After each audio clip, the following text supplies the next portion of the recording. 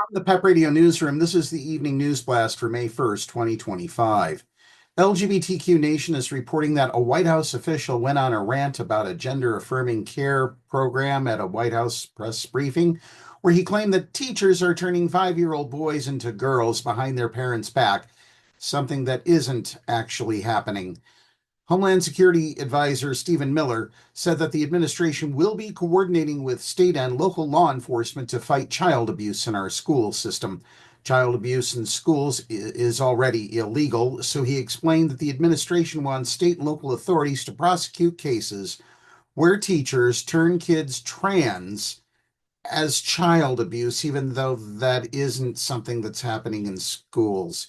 It is child abuse to change a child's gender, Miller said, particularly if you do not inform the parents.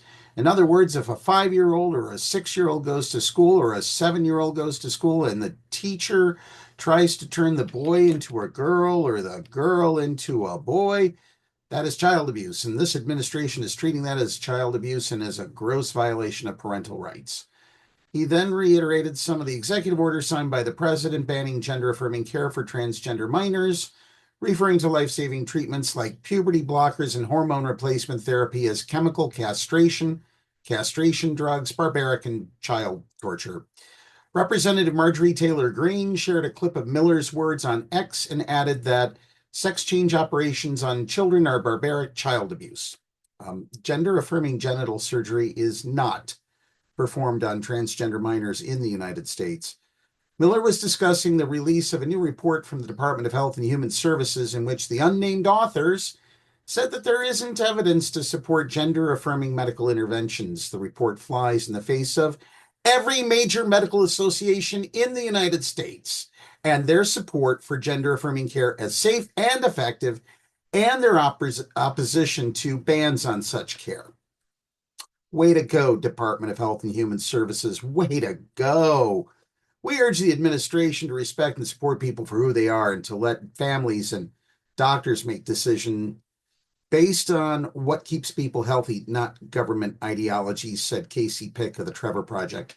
The idea that schools and teachers are turning kids transgender behind their parents' backs has been an urban legend shared online by the far right for the past several years, even though it's not happening.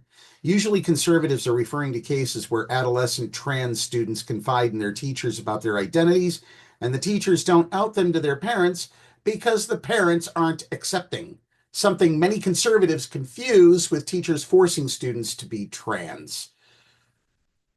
Conservatives haven't come up with any cases of this happening. Florida Governor Ron DeSantis once claimed that a school had turned a kid transgender behind their parents' backs, but then local reporters found that the parents had actually been emailing with the school and encouraged the school to apply its transgender student policy to their child.